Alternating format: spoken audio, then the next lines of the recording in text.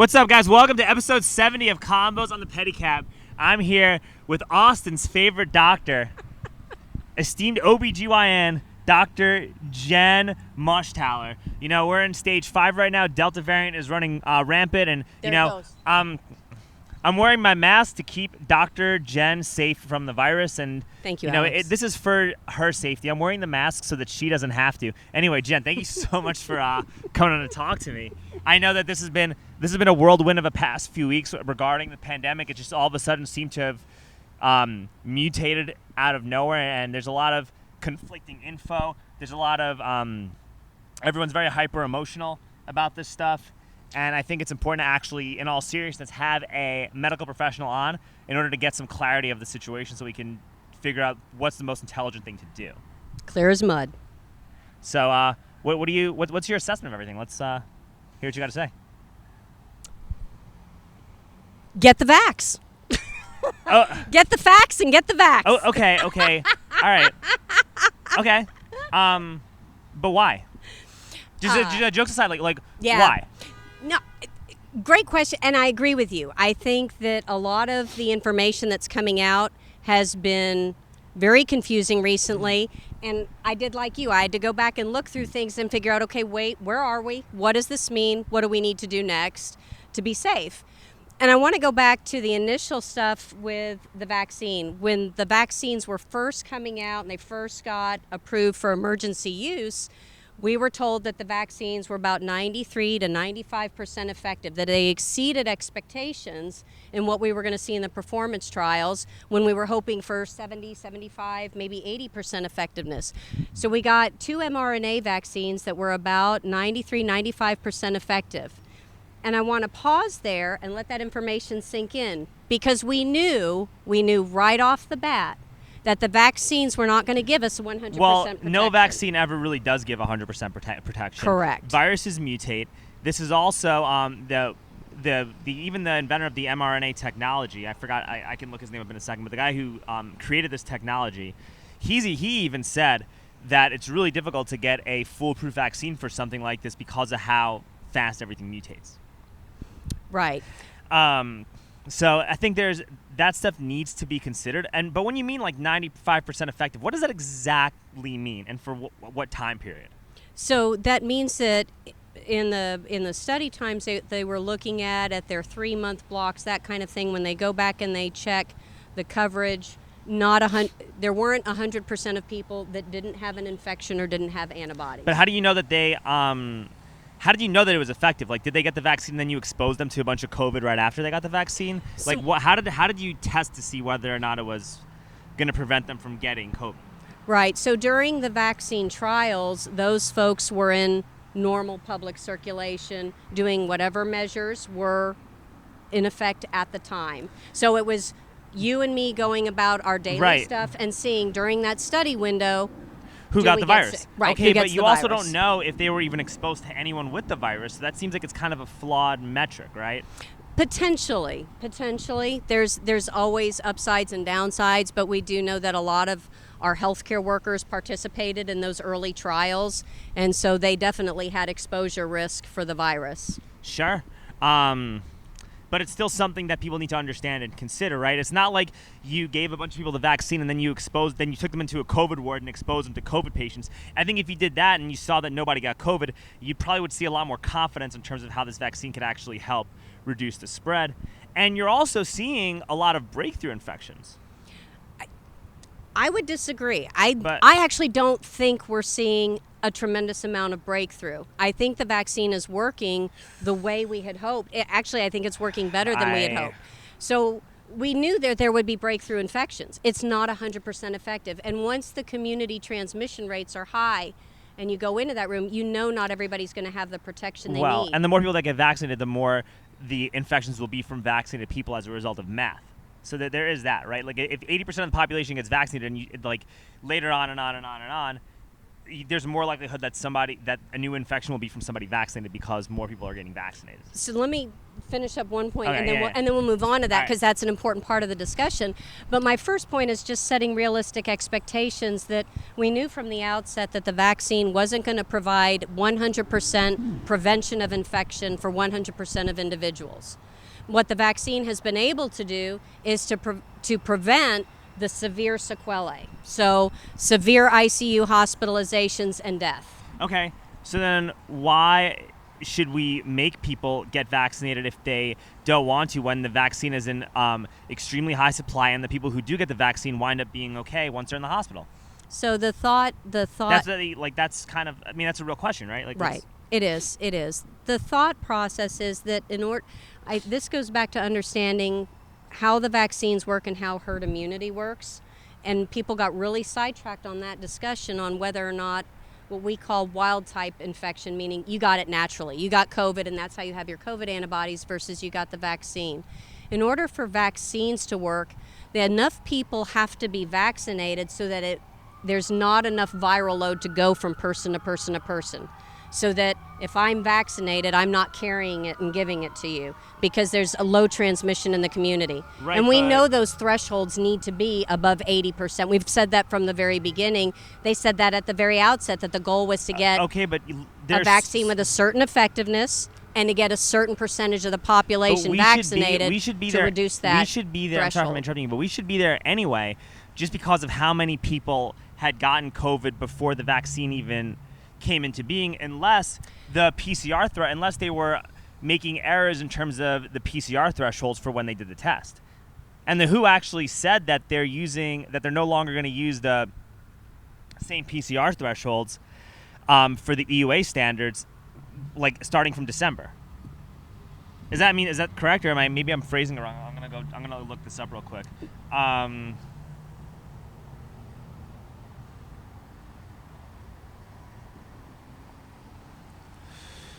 Yeah, they instructed labs to reduce the cycle count. Oh no, that was back in the But they've instructed labs back in January to reduce the cycle count to identify positive tests, right? And now they're the testing that is being used to identify COVID. They're changing the thresholds, or they're not using this. People are being instructed to not use the same test to identify the viral loads once December starts. I know there were certain batches that had false positive rates. Yeah. And there was concern that there wasn't standardization on commercially produced tests. Okay. But I'm not aware of the changes in the CDC lab itself. I can send that to you if I find it. I'll send it to you later. But I think that's something to be concerned with, and also. The guy, his name is Robert Malone, is the head, the person who made the mRNA technology. And Dr. Robert Malone literally said, he went on television and said that this vaccine should not be forced on people who do not have high risk factors. And based on a risk-based analysis, you shouldn't even be giving this to people under the age of 18 doesn't justify the vaccine. I mean, this is what the inventor of the technology said. That's something that you should listen to. People are like, oh, trust science, listen to the experts. I mean, that's literally an expert of all experts, is the guy who invented the technology for the vaccine that they are distributing. He's telling people on Fox, he went on Tucker Carlson, okay, to say those exact things, that if you are not a high-risk person, or if you're healthy and you're a young adult, you don't really necessarily need to be taking this vaccine if you don't fall into a high-risk factor. Or if you're not with high-risk individuals. Yes. And risk-based analysis doesn't justify giving it to somebody who's under the age of 18. Well, probably depends on their risk factors. Sure, but I mean, this is Robert Malone. This is a doctor who made the technology for Moderna, the mRNA technology. This is the inventor of it. And then the guy, the former VP of Pfizer, Michael Yeadon or whatever, I think that was his name, he was pointing to studies about how that vaccine could cause infertility problems in women, in young women with children, or it could possibly cause miscarriages. And I'm not like quoting some shit from Alex Jones or from InfoWars or any of that stuff. Like, this is something that came directly out of these people's mouths. And so you got to understand why there's so much skepticism coming out when these are experts saying this. It's like I'm literally listening to. So I'm curious, how did they explain how that would cause infertility? You know, as an OBGYN, obviously I have a very special interest in that. Right? Yeah, and I honestly certainly don't would know like exactly to how. I think understand that's that, because if the mRNA is going into the active muscle cell and that's how it's producing the spike protein, the oocytes are protected. They're not doing an uptake cycle. They're not metabolically active at that time. I don't see how it causes infertility at all. Really? Well, that's a comforting thing to know. I think that's one of my I could concerns. be wrong. I think that's one of my concerns for why myself and my girlfriend are not taking that right now. Because I want us to have kids and I want us to have a family. And I want to see what the birth rates look like next year. I want to see if there's a correlation between receiving the vaccine and having miscarriages. I want to see these numbers before I make this decision, because I am making a, like everything you do, I think in COVID is a risk-based analysis. And I think that if you're smart and you analyze the data, you should be making intelligent decisions based on what is best for you and your loved ones. That's what I think this vaccine should be. Like my girlfriend's stepdad, he's like 68 years old. He has cancer, right? Her mom is in her 50s. She's helping to take care of him. They got the vaccine, and I'm happy that they got the vaccine. If they didn't want to get the vaccine, I would be having a serious talk with them, and I would tell them to go get that shot. But me and my girlfriend, we're not the same. We're different. So do you mask around them, or are you avoiding them right now to protect them? What are you doing to protect her folks? I mean, I think that I'm doing whatever they are comfortable with me doing. And so they're okay with everything that's happening. They're fine. So we're still kind of doing the same thing as we normally would be doing. So do y'all go in a closed space into the house, just have supper and that kind of thing? Yeah. I'm not like, sitting next to him like I'm sitting next to you right now, right? But, we socialize the way we would a normal family would socialize, right? And if I'm not feeling well, I'm not going to go to the house, right? Mm-hmm. I'll make sure I'm not, I'll make sure I'm not putting anybody's health at risk. So, I mean, there's that. Could I be doing some stuff differently? Yeah, my family has a different view of this back in New York than their family would. So obviously, you'd behave a little differently. But I think the behavior should be in accordance with how the people you're affecting want you to behave.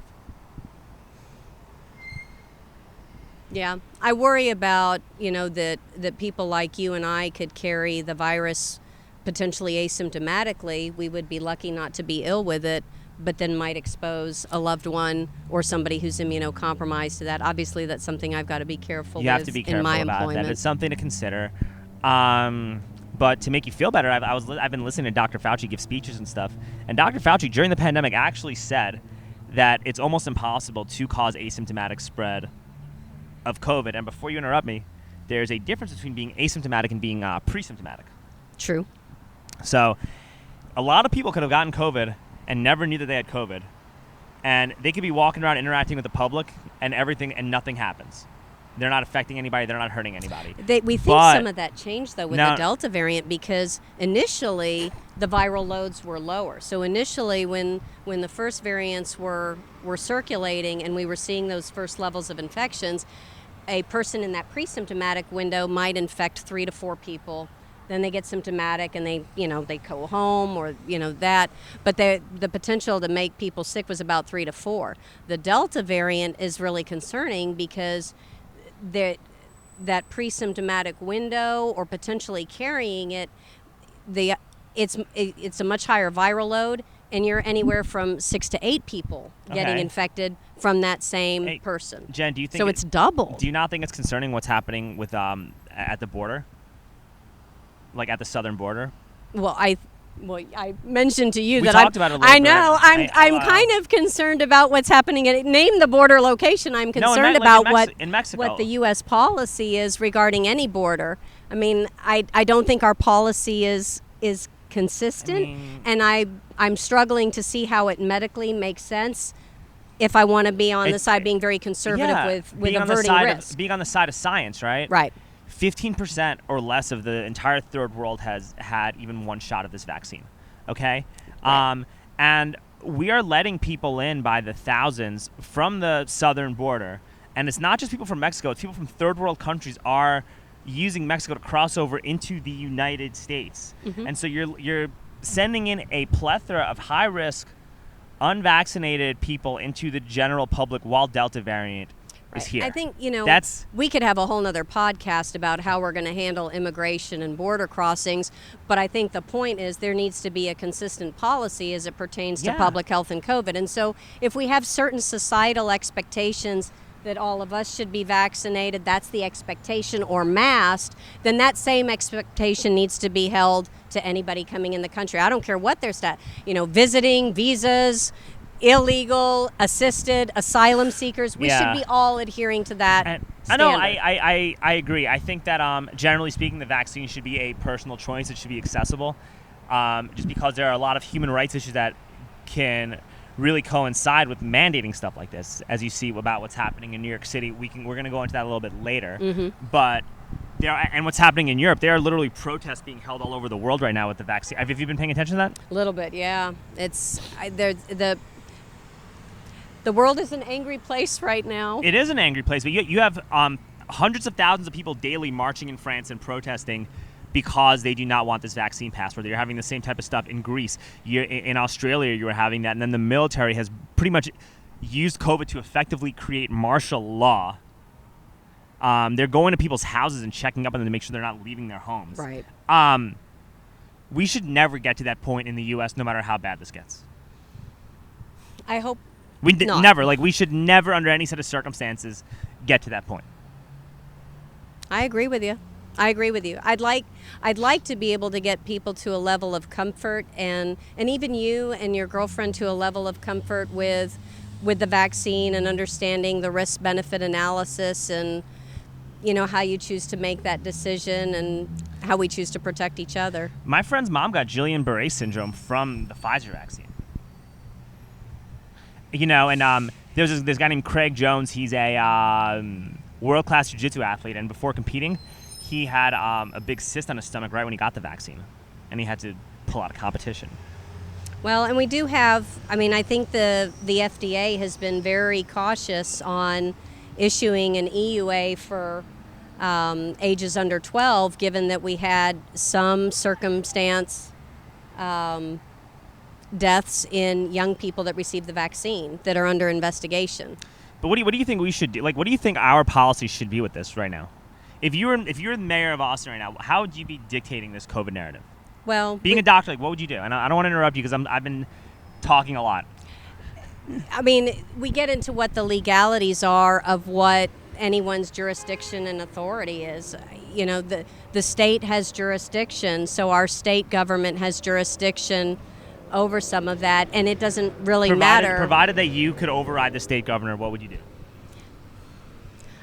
I'm really not about forcing people to do things that they don't want to do. I want to make sure that people have access to the education and the resources and a comfortable environment to ask their questions. I think a lot of times that speaks for itself, and a lot of times people end up deciding that they feel more comfortable with getting the vaccine without having to be forced. Yeah. Listen, I'm still not getting that shot, right? But I'm a little bit less angry about the idea of getting the shot after talking to you versus listening to someone like Mayor Adler. I would have liked for the science and that stuff to come ahead of the politics, from the start. Does that make sense, though? Yeah. And I'd like for people to understand that there's a lot that comes out that people hear that aren't really supported in the studies. In OBGYN, we're not seeing any infertility due to vaccine. But we've definitely seen some cycle changes in women after having COVID. Really? Okay. And we've seen some cycle changes, incidentally, after getting the vaccine. What do they mean? Can you explain that more? Because that's interesting. Where they missed their period for a month, or their period came at the wrong time, or that kind of thing.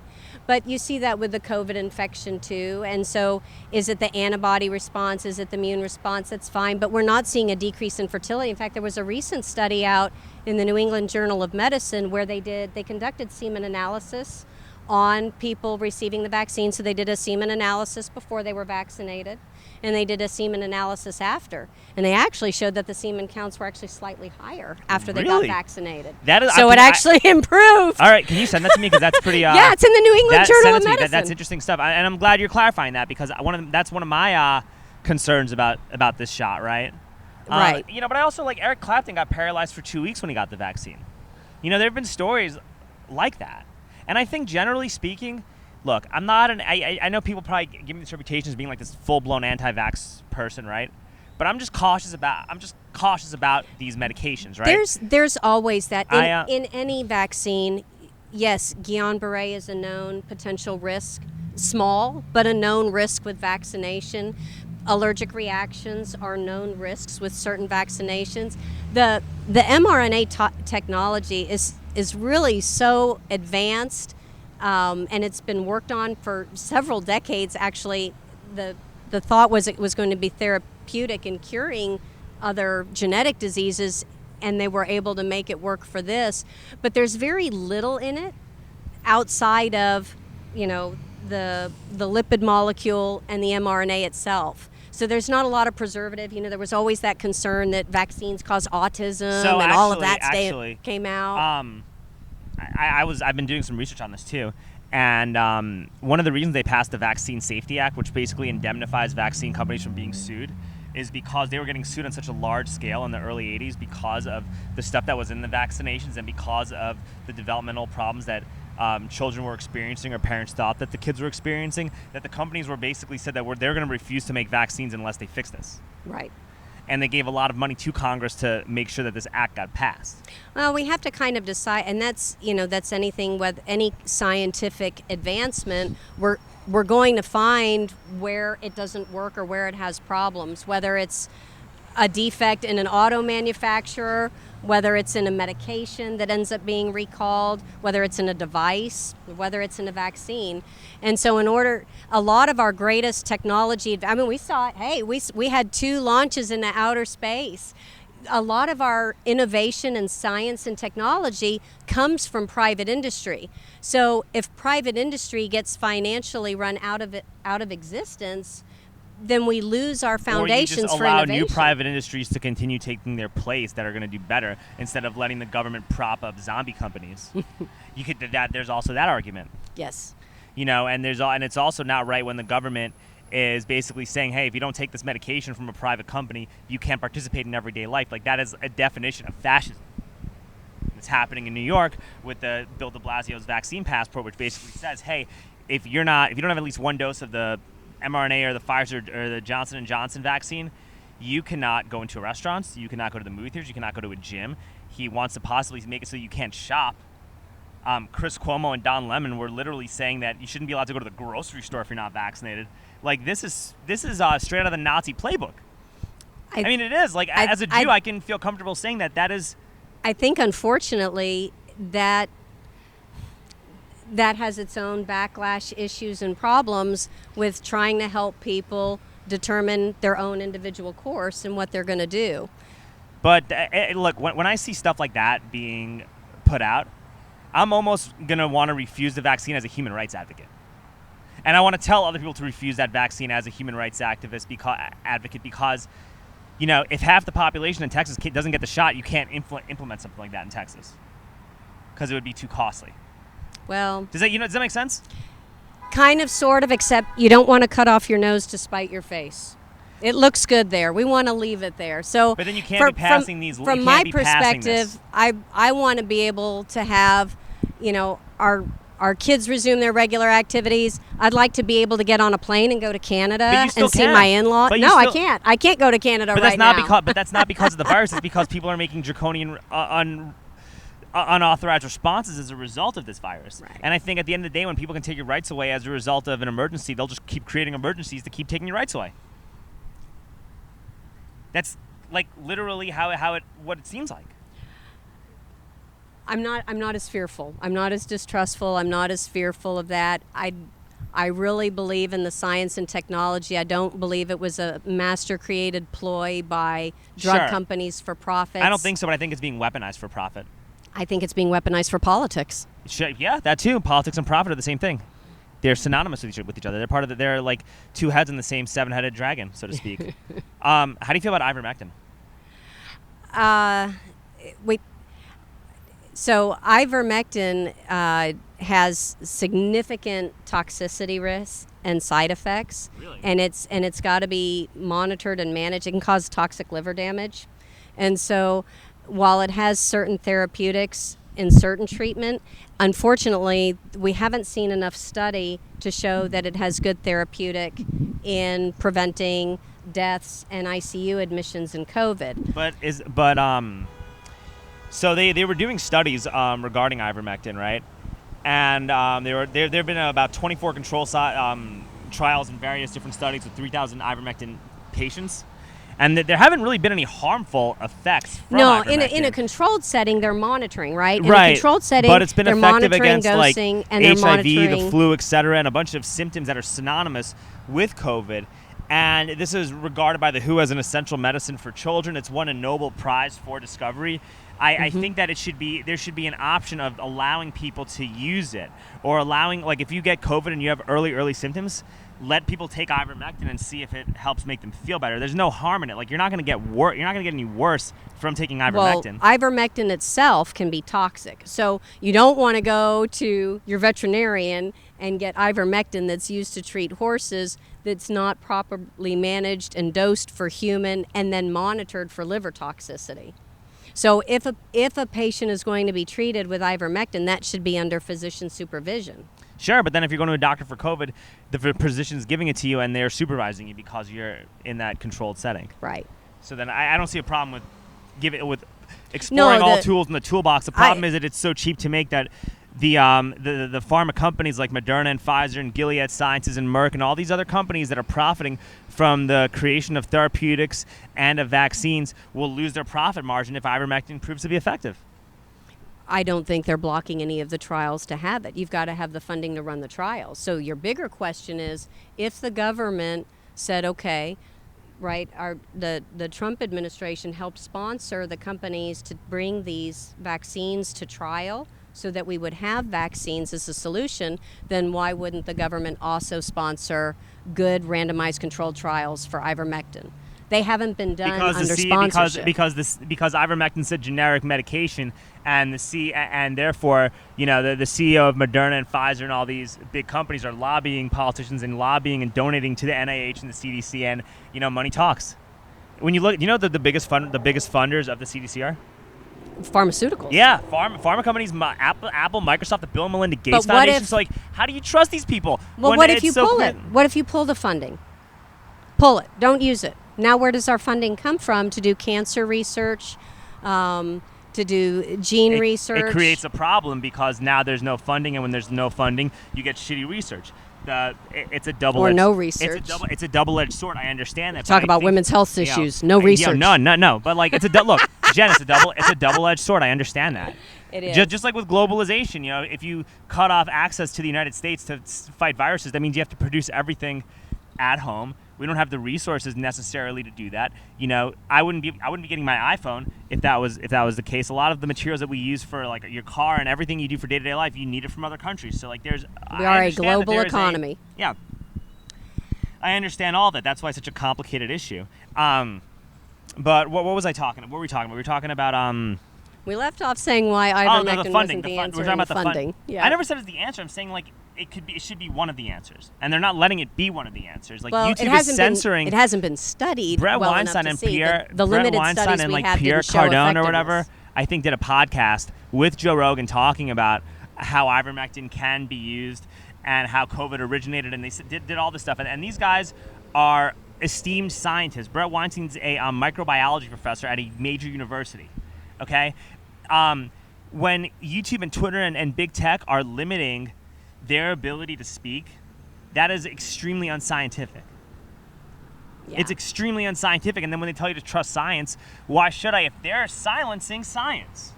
I'd like to see more clear conversation. If a panel is moving in a direction, there ought to be that clear communication and reason, right? The recent changes in the recommendations that vaccinated people need to mask up to go inside, there wasn't a real clear explanation that made sense when those recommendations came out, and that created another backlash of fear and anger and divided people again going right into the school season. Listen, what do you think about masks? How effective do you think they are? I think they're pretty sexy. I mean, I agree. I'm wearing one right now.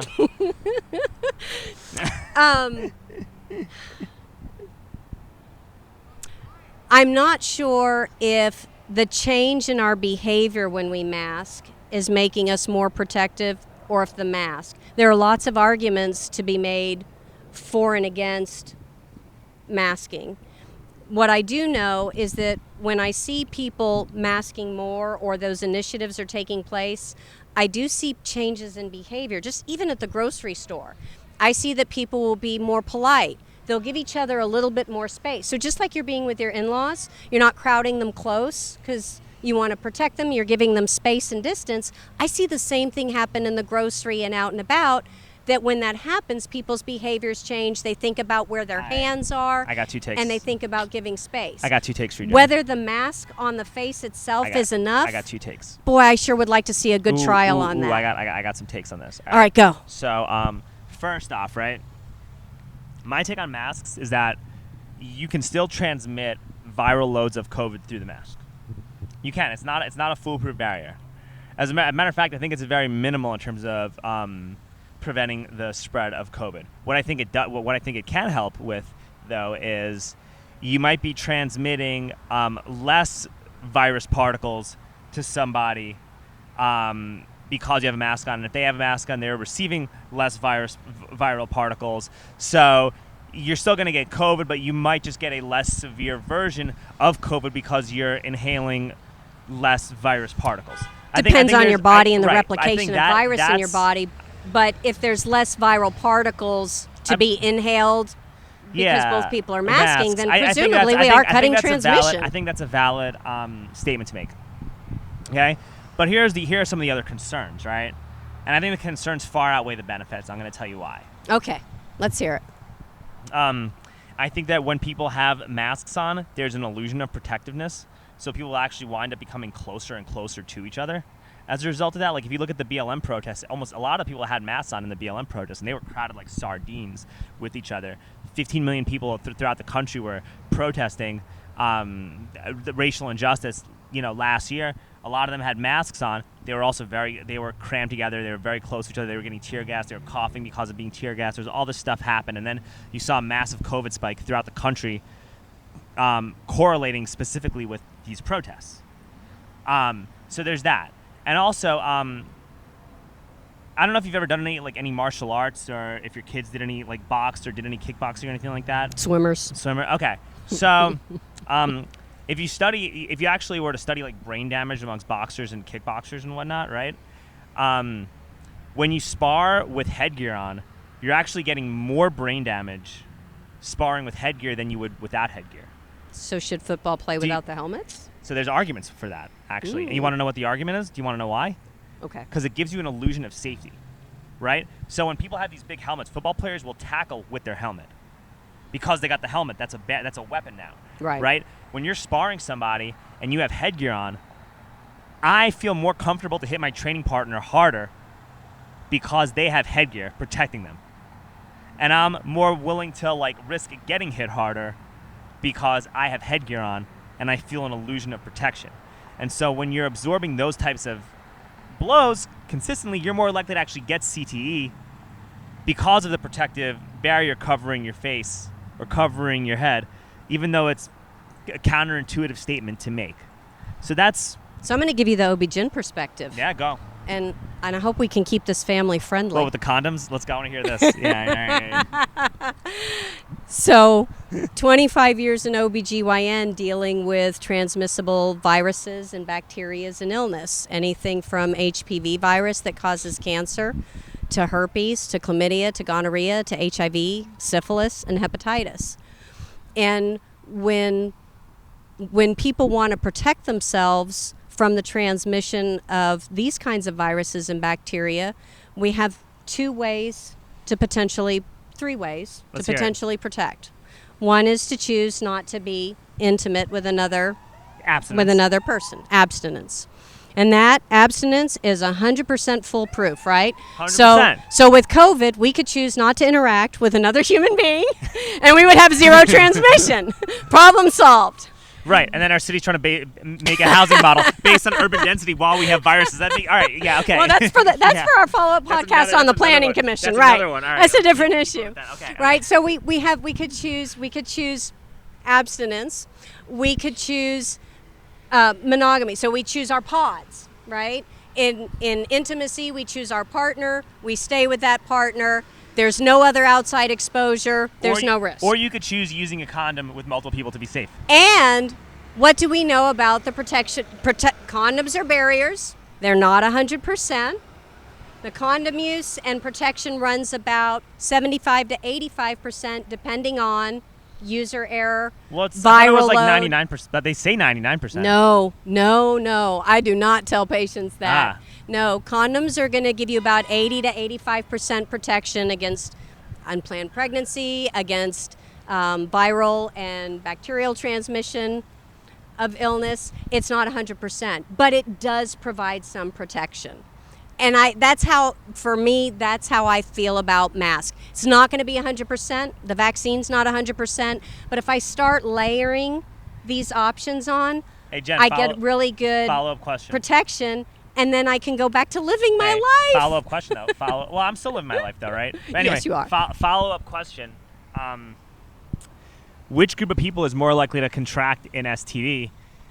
The group that is sleeping around with multiple people while always using a condom, or the group that is exclusively monogamous with their partner? The multiple partner exposure. Yeah, so therefore condoms. Therefore you could also say that sure, the best that's not a fair condom comparison. is no condom. That's not a fair comparison. I would say if you're going to choose to sleep around with multiple people, then would you want to do that with or without the condom to protect yourself from contracting an infection? You would probably, if you had half a brain, you would use a condom. So wear a mask. Yeah, but that's also some funny shit that you should mention too, like unrelated. So before I met my girlfriend, wait, she might be watching. She probably is. No, there was no one before you met her. Nope. There was no one before he met you. It's fine. Okay, before I met my girlfriend, there was no one. Look, we've all been single. Nobody, right? I'm trying to help you, Alex. Alex. It's fine. Don't worry. It's out of the bag. Look, before I met my girlfriend, I've had like my share of, partners and women that I got. Romantic disasters. Romantic. To find his true love. Yeah, whatever. And listen, make fun of me all you want, right? But like. No, I'm trying to save you. No, I know, but some of these women were like, would this is kind of crazy, right? And this is way before I met Vanessa. But some of these women would be like, would tell me that they don't want me to use a condom after like date number 2, right? And seeing some of them on Facebook and social media, they're the ones that are now the most freaked out about COVID. Like the girl that's been out like just getting drunk, sucking dick left and right, getting fucked by everybody, telling random dudes not to use a condom. Now they want to make me wear a mask. Like it's fucking crazy. Like it's ridiculous. That's the point I'm trying to make. It's like we got a little side. Yeah, we got a little side. We're gonna go back and do some editing, ladies and gentlemen. Yeah, editing for the family podcast version. The family version of Convos and Pedicab. Yo, how do you feel about Dr. Fauci? How do you?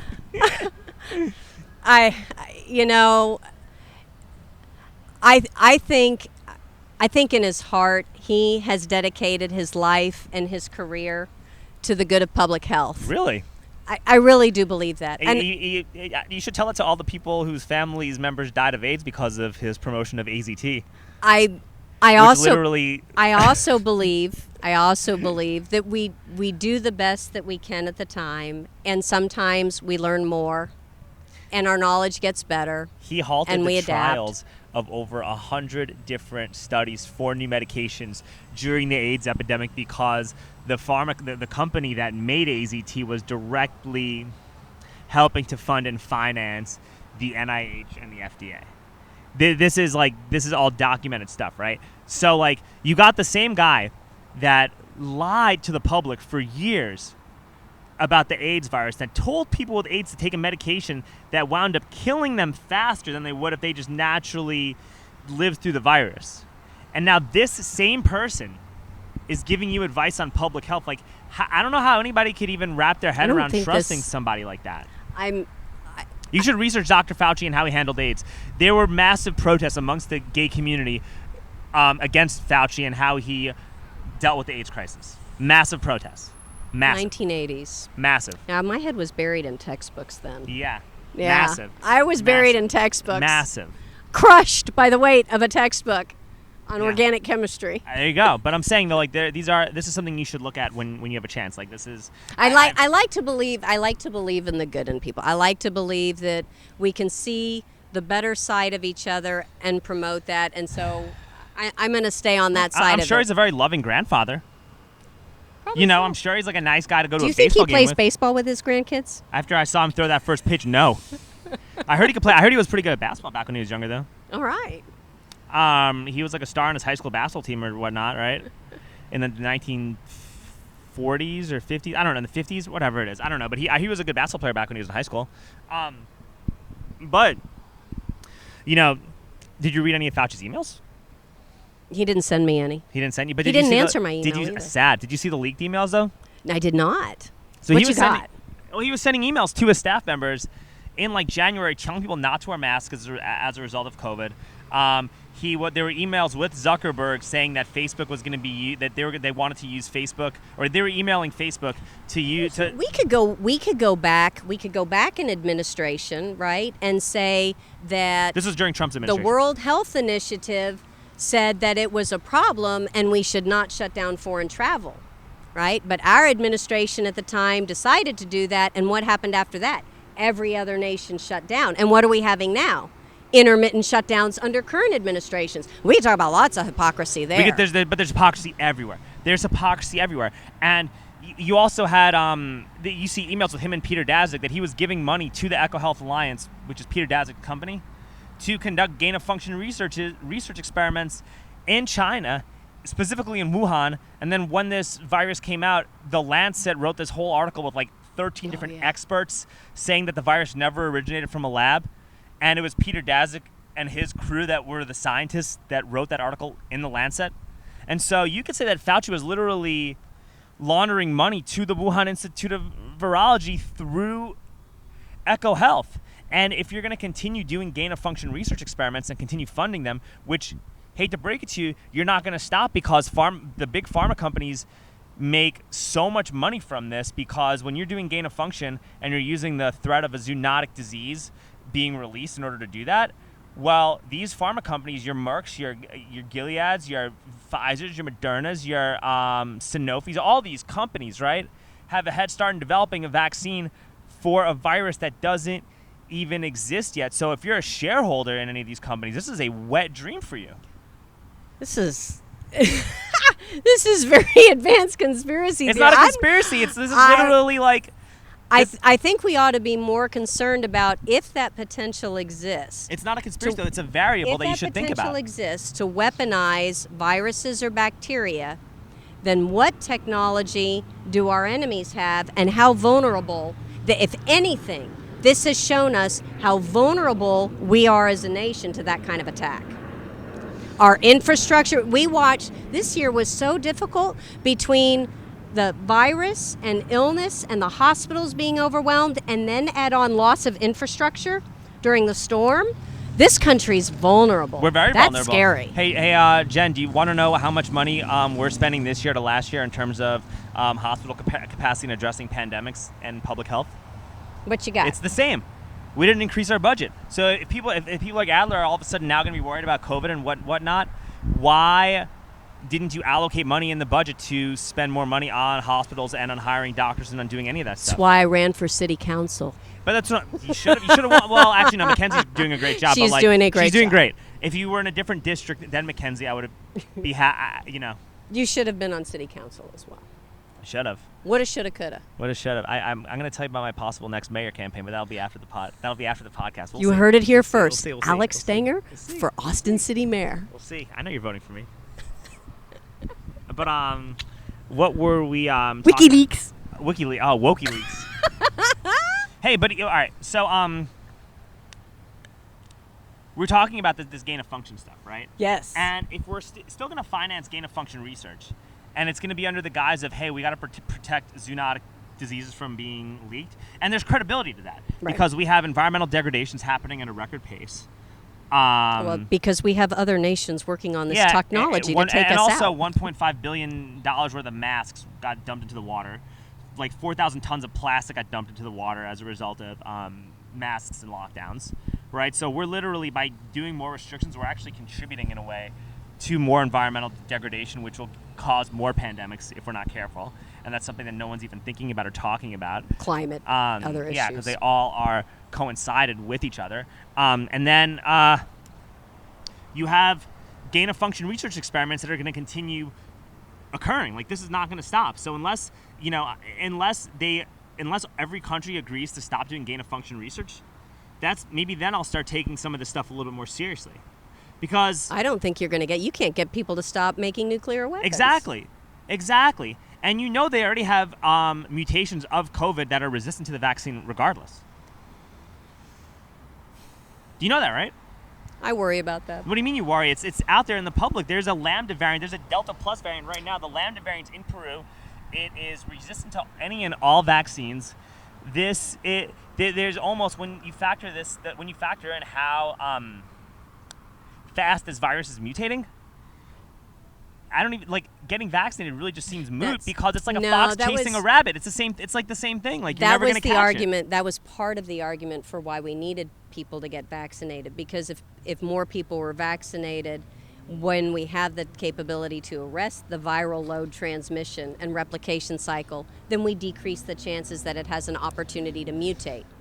Okay. That's the counter argument. That's a beautiful counter argument, but then why are we promoting massive protests to occur during the summer when we were only having 20,000 cases a day, and now it started morphing up to 60,000 because now we're back to the hypocrisy. Yeah. Now we're back to hypocrisy. Well, why was Mayor Adler taking a private jet to Cabo when he was telling us to stay home? And then he did not invite us. He didn't even invite me. Yeah. I fuck know. that guy. No, and then this guy, and then you're doing it on a private jet when you pass the rail bond to fight climate change. It's literally how do you take I can't understand, the more and more you pay attention to what's going on, the less likely I want to take any of this stuff seriously. The more I want to almost do the opposite of what these people tell me. Right. I'm looking at the way I look at public health experts giving advice at this point right now is the way I look at the news when it comes to buying stocks or Bitcoin. It's the same thing. It's like, would you buy? I mean, I'm sure you have investments, right? Or your husband's got some investments, right? When do you think the best time to buy a stock is? When buy low, sell high. Yeah. So does that mean that you're going to buy this stock when there's good news left and right about this company and they're telling you that it's going to the moon? Or are you going to start buying when there's a bunch of bad news coming out? If you trust the company. I'm gonna pay a really skilled advisor to help me with that. But, I'm going to phone a friend. All right, phone a friend, whatever. But I'm just saying, generally speaking, it's like, if you're trusting everything that here in Austin, I think you ought to invest in real estate. If you're making health decisions and based exactly verbatim on what people like Mayor Adler or Dr. Fauci or Bill Gates are telling you to do, then you're also probably buying Bitcoin at $60,000 and selling it at 30. You're not. There's a correlation between lack of individual thought process. Is what I'm saying. I'm not sure I would have lumped all those folks in the same category. It's a broad generalization, Dr. Jen, but I just think it's one of those things where you got to have that, you got to talk about it, right? You got to have the. We do have to talk about it. We do have to understand that with a new virus, with a new enemy like this, it's evolving, and so we have to be flexible to be able to adapt to the changes that are happening to be able to best fight it off. And so the recommendations are going to adapt and change and unfold, but they need to be explained. The data needs to support, and it needs to make sense, and it's not so making that sense. we can all buy into it. So together. What's the deal? What's the deal with the whole hospital stuff right now? Because you said you got some friends in there. What's actually going on? So I want to hear from your perspective. The admission rates are higher. Okay. Our positivity rates in everywhere across the state, across the nation, now across the world in the headlines are higher. And a lot of that is due to the Delta variant, sure, right? okay. And then a few others that are coming up. Do you know how long the average hospital stay is? I don't right now. I do know that still the greatest percentage of folks that are being admitted to the hospital are unvaccinated individuals. Okay, and these unvaccinated individuals, sorry if I'm interrupting you, but these unvaccinated individuals are now going to have antibodies for this virus once they get out of the hospital. If they survive, yes. Yeah, and the chances are, like, if you look at the death rates of this virus, there's like a 99.9 something % chance that they will survive.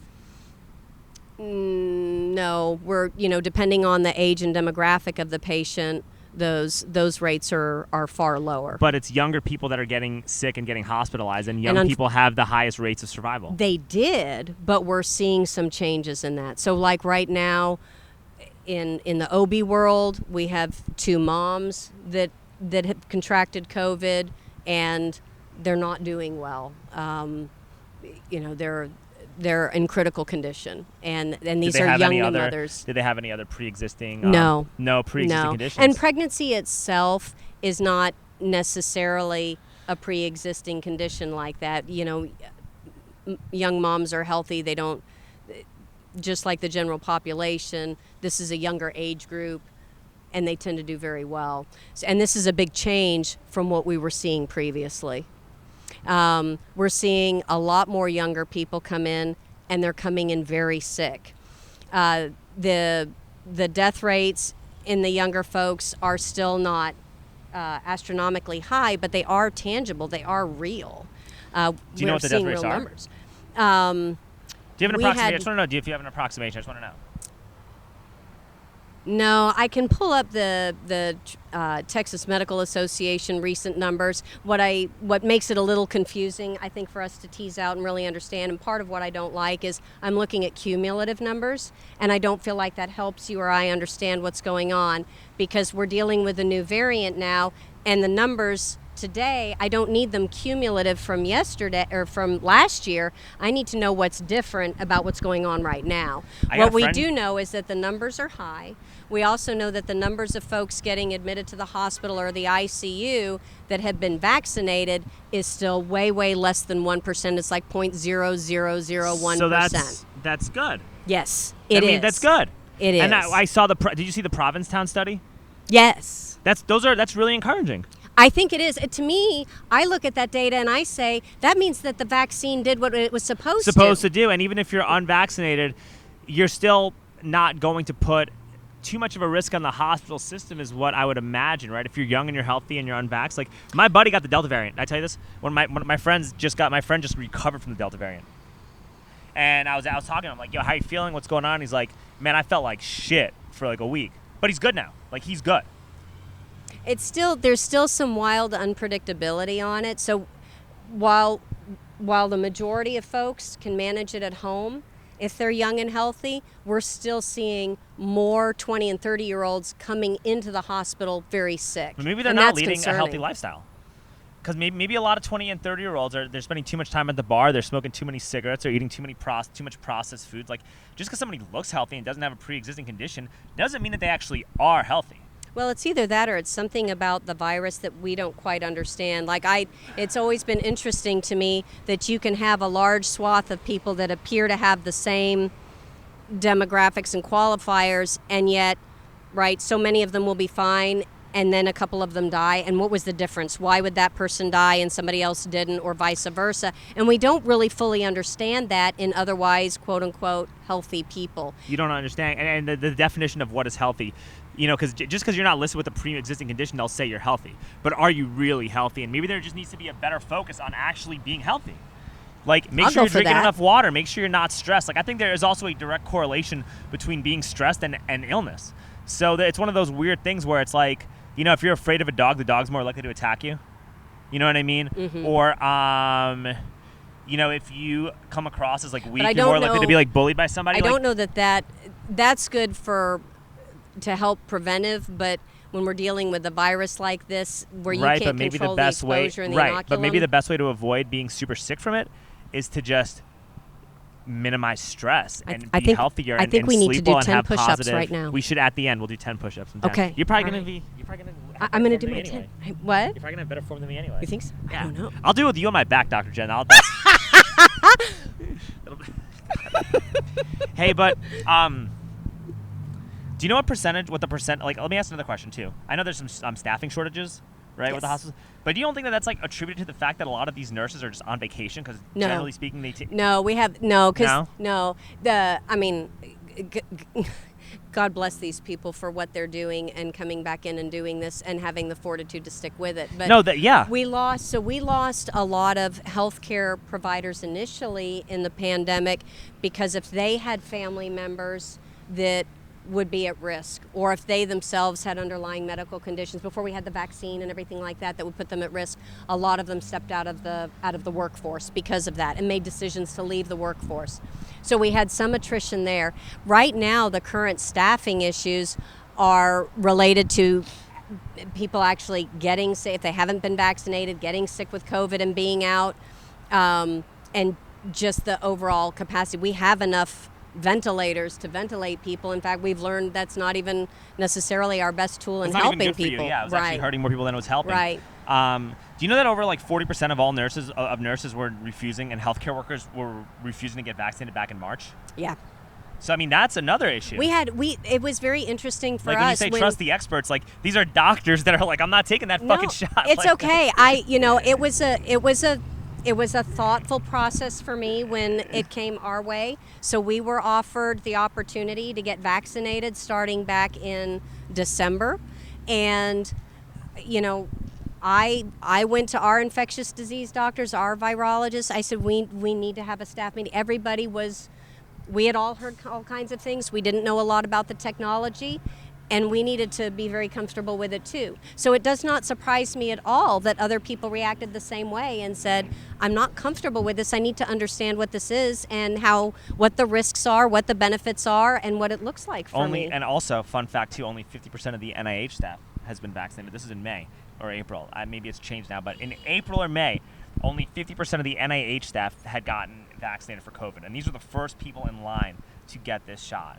These are the people with the most inside information. And if only 50% of the NIH got a vaccine... Well, there's a lot of people that work at the NIH, and some of them are, PhD scientists and researchers, and some of them are our administrators and our custodial staff and everybody else who makes that place run. That is still something that you should be concerned about. I think what it tells us, right, again, is a lack of good communication on the information. Right, because it doesn't matter where you work in the NIH, you should have access to great information that should make you comfortable with taking the vaccine. And right now, I'm not at that point where I feel comfortable. Fair enough. It doesn't mean that I'm gonna feel like this forever. Right? We're gonna back up another 6 feet now. Whatever. I'm just saying I'm not comfortable doing it right now. But vaccines also improve. Like next year, a couple years from now, there might be an improvement in terms of how this vaccine is made, where I will feel more comfortable. Yeah. And as long as they don't continue doing these, as long as they stop with these mandates, for these restrictive mandates to try to exclude you from society. Well, what do you think about private industry doing that? Right. So we've got understanding that public can't. I think that it's wrong, and I think that I have the right to boycott those industries with my dollar. And I think that as long as it's not like an airline or something like that, or like a big hotel chain, then I'm like, whatever, man, I guess you're going to just lose business if that's your case. Okay, so what if it is the airline? I think that, then sometimes in that case, your government officials have a duty to nip that shit in the bud and not let it happen. I think that's just how it's got to be, because you still cannot exclude somebody from society because they don't want to be a science experiment. I mean, what about having the mask? Okay. That's fine. Then if you look, I think that if you're I think there's always room for a compromise, right? Okay. So I think that okay, let's say you run a company, right? And you're like, I want to protect my employees from COVID, and I want to protect the people that come in here from COVID, and my intentions are good. There has to be a multifaceted way that you have to offer protection. So if one person isn't comfortable getting the vaccine, then say, okay, well then you're just gonna have to wear a mask in my establishment while you're in this establishment. Whatever. I mean, it sucks. I don't like it. I personally wouldn't want to support that establishment prolonged, but I can understand that. Or if they say, well, if you don't want to wear a mask, I want you to submit to a COVID test. Mm-hmm. Show us I'm like, okay, that is fine. If you have those 3 things, or show that you've recovered. If you can show one of these 4 things, you got a positive antibody this is test. Happening, hey man, you're not going to see an outrage. I mean, some people might be mad. I get why they're mad. But you think that's more reasonable? I think that's more reasonable. I won't freak out. I won't lose my shit over that. I won't like cry and scream. You know, that won't bother me. But the way they're doing it right now, it sets up a lot of human rights issues. What do you think and it gives about, way too much power into the hands of a very select few group of people. What do you think about the politics behind masking in school?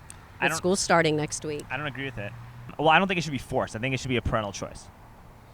I think that it should be a parental choice, and I also think that when you prolong mask wearing, it's not good for your oxygen supply. And you can argue with me, but I've worn a mask for like 8 hours in the airport, and I couldn't breathe. And I got to take my mask off and do this and get oxygen breaks. Do you think I've suffered anoxic brain injury? Because I wear one every day in the clinic. Maybe. Who knows? I'm getting stupider by the day. Yeah. Well, this is not looking good. Stop. Listen. What about when I do surgery? Well, I think I go hours in a mask. Yeah. Do I get stupid during the surgery? Let me ask a question though, because you're bringing something up that's interesting. What is a typical mental health index amongst doctors and people in the medical industry that are wearing masks in a prolonged period of time? Like, what are the rates of like alcoholism and like suicide or depression or like emotional disconnectedness or marital failures or all that stuff? Like, what are those rates in the medical community? The burnout rate has been very high, and what we mean by burnout is physical and emotional exhaustion for the job, for life, for things like that. If you look at the surveys that they've been conducting on that, a lot of that is frustration with the system and frustration with the lack of communication and the lack of a strong public will to take care of each other. The way I look at it is I prefer not to wear, like on a regular day without a pandemic, would I have chosen to wear a mask just because? No, of course not. Of course not. Maybe on Halloween. But even then I didn't like masks. I didn't wear mask costumes. I didn't like them. But I do it for my profession in surgery. Do I put on shoes to go to work? Do I put on shoes? Well, Did I put on shoes to go to school? Shoes are a comfort thing, right? Like you're going to be more comfortable wearing shoes walking on gravel than you are going Why are people shoeless. required to wear shoes to school? I thought, right? And so for my, I can't remember going back to kindergarten, but I can remember sending my kids to kindergarten, But I would wear shoes regardless of whether they were required because it's more comfortable to walk around a hard surface with shoes on. But you got used to. Can you remember being 2 or 3? Were they more comfortable then, or did you like shoes, or did you not like shoes? I don't remember being 2 or 3. I mean, most 2 and 3-year-olds, the first thing they do is take off their shoes. At least my kids always did in the car. We'd be going somewhere, we're getting ready to stop, and dang it, they've taken their shoes off, and they're in the back, and now we got to put the shoes back on. But they had to learn to put shoes on to go to school.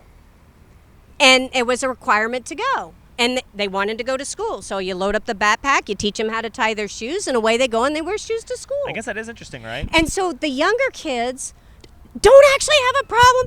Hey! Who's that? We got fan club? I have no idea. It's our fan club. Blow kisses. Mwah. Got it. But, oh my God. But it's the little kids, actually, it's not a big deal. And the funny thing is, like, they'll come home and they'll forget to take their mask, that they can take their mask off. They're so used to it. But that's not good. Like, because that's like, you don't see facial expressions.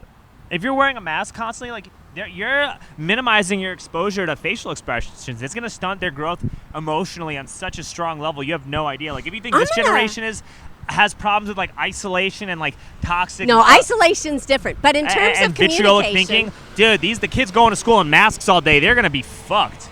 I don't think so.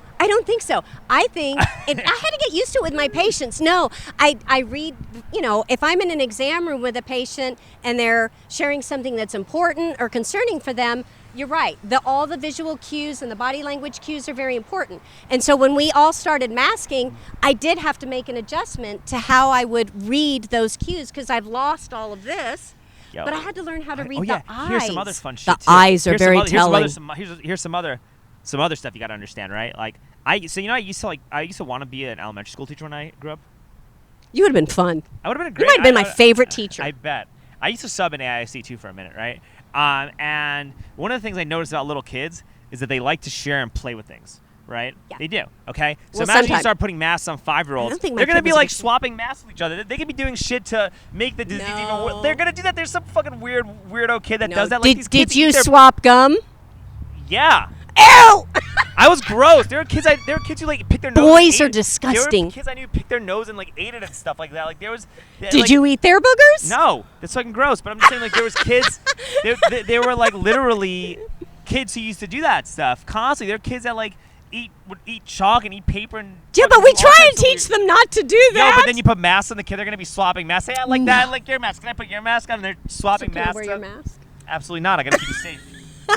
I'm just saying these are factors. You got to consider that, right? Like that's. You do, but I do think that for a lot of the kids, it's no different than learning to tie their shoes and wear And pants I do and feel keep like their it does. clothes on at school. You don't think that there's a correlation between like irritability and like problems focusing and like all of a sudden like emotional issues with kids? I think there's a big problem with kids being isolated, being forced to stay at home. That's also. A I problem. want to get our kids back in. I think the kids got to be back in school, and And they if should have a choice to wear masks at all. Like the rate of hospitalizations, the rate of being seriously sick from this virus as a child is very low on the pyramid. Has been very low on the pyramid. That is true. That is true. But how many child deaths do we say is okay? And do How we many children do die we- from the flu? How many Do we children? no, the rates of this are much higher. That's been proven. Do All we right. turn to those families and say, your kid's life didn't matter? And my kid didn't need to wear a mask because I don't care about your kid. I think it creates a. It's tough. I think that if there's ever a way to divide a country, it's through creating a global pandemic, because these conversations are going to happen because everybody looks at this from a very different set of needs. They you do. know? They do.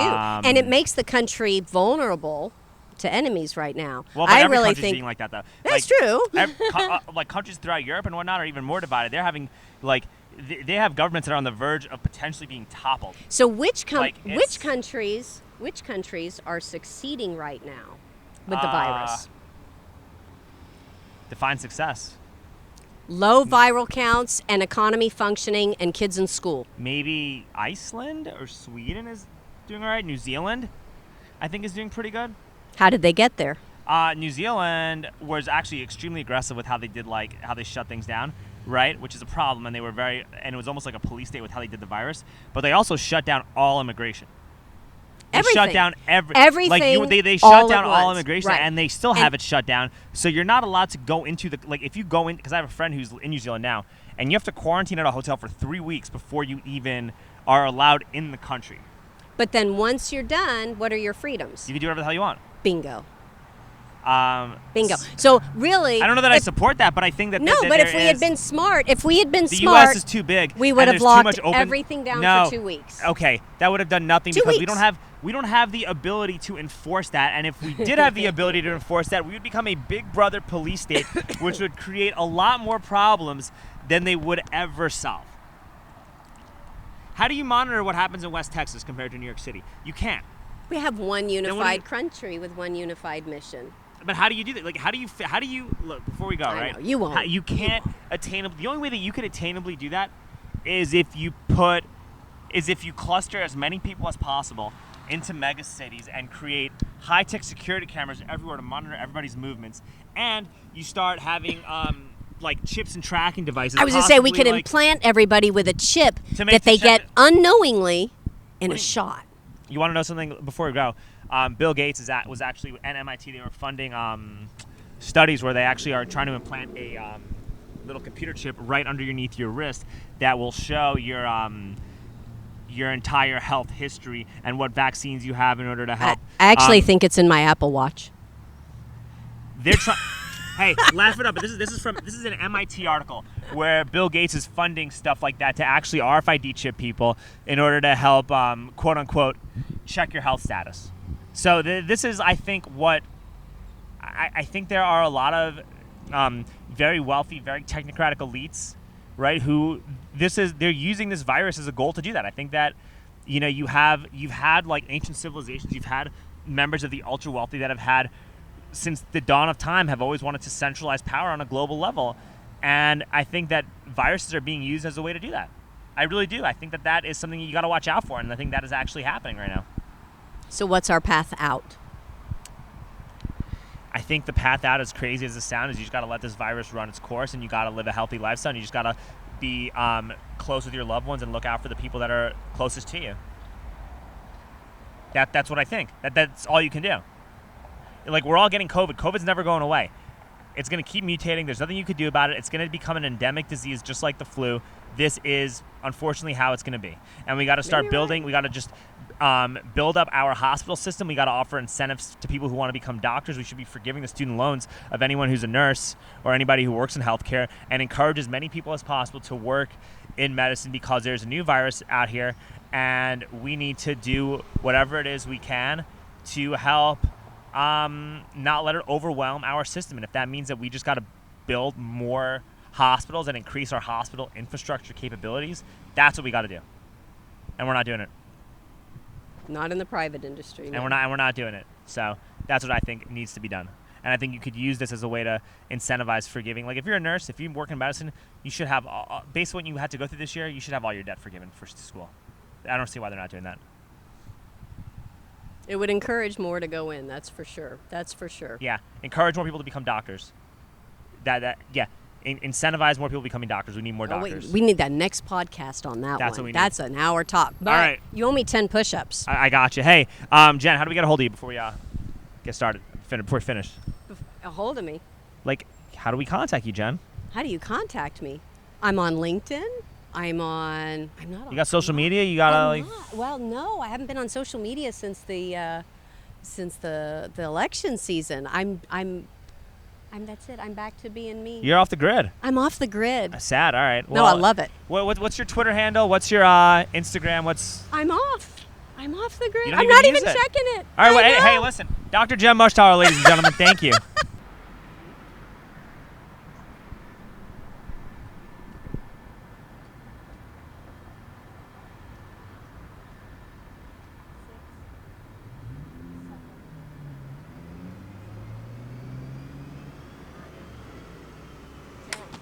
Boom. Got it.